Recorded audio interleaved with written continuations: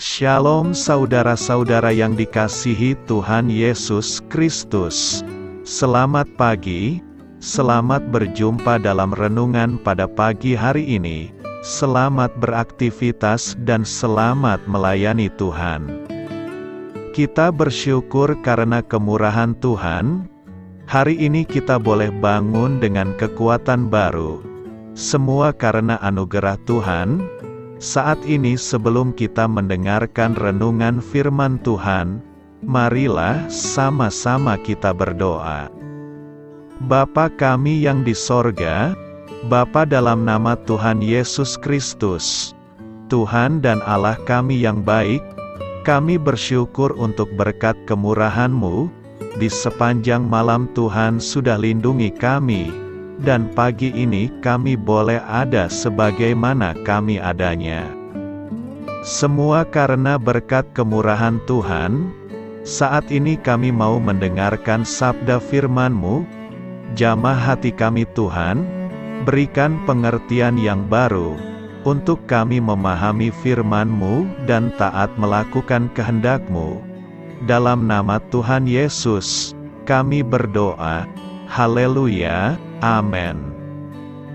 Sahabat suara kasih, ayat pembacaan Alkitab kita hari ini terambil dari Yohanes 14 ayat yang ke-6 sampai 9. Yohanes 14 ayat 6 sampai 9. Kata Yesus kepadanya, "Akulah jalan dan kebenaran dan hidup. Tidak ada seorang pun yang datang kepada Bapa, kalau tidak melalui Aku. Sekiranya kamu mengenal Aku, pasti kamu juga mengenal Bapa-Ku. Sekarang ini kamu mengenal Dia, dan kamu telah melihat Dia." Kata Filipus kepadanya, "Tuhan, tunjukkanlah Bapa itu kepada kami, itu sudah cukup bagi kami." Kata Yesus kepadanya, "Telah sekian lama Aku bersama-sama kamu, Filipus, namun engkau tidak mengenal Aku? Barang siapa telah melihat Aku, ia telah melihat Bapa. Bagaimana engkau berkata, 'Tunjukkanlah Bapa itu kepada kami'?" Sahabat suara kasih, ayat emas renungan kita hari ini adalah Yohanes 14 ayat 6. Kata Yesus kepadanya, "Akulah jalan dan kebenaran dan hidup. Tidak ada seorang pun yang datang kepada Bapa, kalau tidak melalui Aku." Judul renungan kita hari ini adalah Mengubah Hidup Orang Percaya, ditulis oleh Debbie McDaniel. Sahabat suara kasih, salib itu kosong, begitu juga dengan kuburannya. Kamu bisa mencoba untuk mengubur kekuatan, tapi kekuatan itu tidak akan bertahan di sana. Kamu bisa mencoba mengubur kebenaran, tapi kebenaran itu tidak akan mati. Kamu bisa mencoba untuk mengubur kasih, tapi kasih itu tidak akan bisa ditahan. Tuhan Yesus bangkit, dan Dia memenangkan dosa dan kematian. Dia masih tetap pribadi yang sama. Bahkan setelah Paskah berakhir, Dia tidak pernah berubah. Dia membuka jalan bagi kita. Tidak ada kebenaran lain sepanjang sejarah yang berkuasa mengubah hidup kita dan mempengaruhi masa depan kita, seperti yang dilakukan Tuhan Yesus. Tapi tidak bisa dipungkiri masih ada banyak orang yang masih memilih untuk menolak pengorbanan dan kasih Kristus. Dia menawarkan kita pilihan hari ini, dan itu adalah keputusan terbaik yang pernah kamu buat. Apa yang ditawarkan kematian Kristus di kayu salib dan kuasa kebangkitannya? Yang pertama, kematian Kristus jadi jembatan dan jalan menuju Allah Bapa.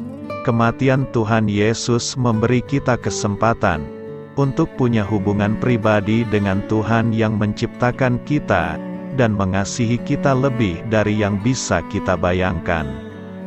Tanpa salib, tidak ada cara lain bagi kita untuk bisa terhubung kuat dengan Tuhan. Upaya apapun yang kita lakukan tidak akan pernah berhasil, karena hanya Tuhan Yesuslah satu-satunya jalan. Yang kedua, Kematian Tuhan Yesus memberi kita kesempatan akan pengampunan dosa.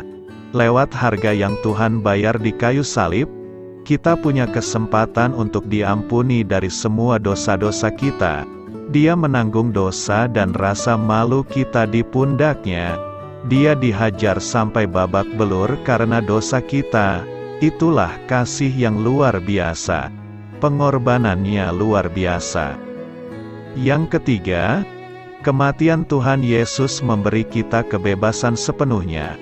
Kita bebas dari belenggu dosa, bebas dari rasa malu, bebas dari rasa takut, bebas dari kekhawatiran, bebas dari putus asa, bebas dari kecanduan, bebas dari rasa bersalah, bebas dari kegelapan dan terpisah dari Tuhan.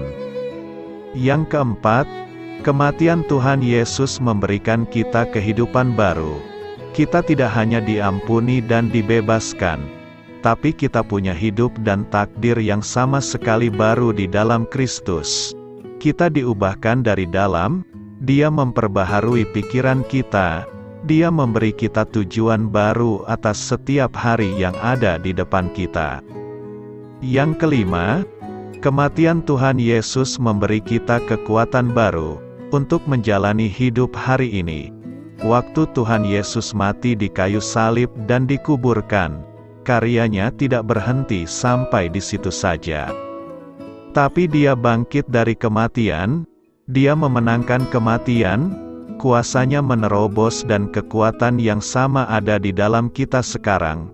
Sebagai orang percaya, Tuhan memberi kita kuasa, supaya menang menghadapi tantangan setiap hari. Yang keenam, kematian Tuhan Yesus memberi kita strategi terbaik untuk menang atas musuh kita. Kita tidak perlu takut kepada si iblis atau serangannya. Waktu kita sadar akan perangkapnya, kuasa Kristus yang ada di dalam kita menjaga dan melindungi kita dari serangan si jahat. Tuhan tidak membiarkan kita berperang sendiri dengan kekuatan kita, tapi dengan kuasa-Nya. Yang ketujuh, kematian Tuhan Yesus jadi harga untuk kehidupan kekal kita di surga. Kita tidak perlu takut akan apa yang terjadi waktu kita mati. Di dalam Kristus, kita sudah diberi karunia hidup kekal. Bumi ini hanyalah rumah sementara kita. Tuhan sedang menyiapkan tempat untuk kita bersama Dia. Sahabat Suara Kasih, marilah kita renungkan. Jadi sekarang berpuas dirilah dengan memperkatakan firman ini. Tetapi syukur kepada Allah, yang telah memberikan kepada kita kemenangan oleh Yesus Kristus, Tuhan kita. 1 Korintus 15 ayat 57. Amin. Tuhan Yesus memberkati. Sahabat Suara Kasih, demikianlah renungan firman Tuhan pada pagi hari ini. Semoga menjadi berkat bagi hidup kita, dan sebelum kita memulai segala aktivitas kita di pagi hari ini, marilah kita berdoa. Bapa kami yang di sorga, Bapa di dalam nama Tuhan Yesus Kristus, terima kasih Bapa, karena Engkau sudah menjadi Allah bagi kami. Kami juga bersyukur Bapa, untuk pertolongan-Mu, penyertaan-Mu, dan atas berkat-Mu di dalam kehidupan kami. Kami berbahagia dan bersyukur Bapa, untuk kebaikan-Mu di pagi hari ini. Tak berkesudahan kasih setia-Mu, tak habis-habisnya rahmat-Mu. Selalu baru setiap pagi, besar kesetiaan-Mu di dalam hidup kami. Terima kasih untuk firman-Mu. Pada pagi hari ini ya Bapa, kami mau belajar dan terus belajar tentang firman-Mu. Firman-Mu yang menguatkan dan meneguhkan iman percaya kami. Firman-Mu yang mengubahkan kehidupan kami. Kami mau berjalan bersama dengan Engkau di sepanjang kehidupan kami Bapa. agar kami tidak tersesat di dalam dunia ini. Terima kasih Bapa, buat kesempatan dan nafas kehidupan yang masih Engkau berikan. Kami mau memakai kehidupan kami untuk hormat dan kemuliaan nama-Mu. Segala pergumulan dan masalah hidup kami serahkan di dalam tangan-Mu.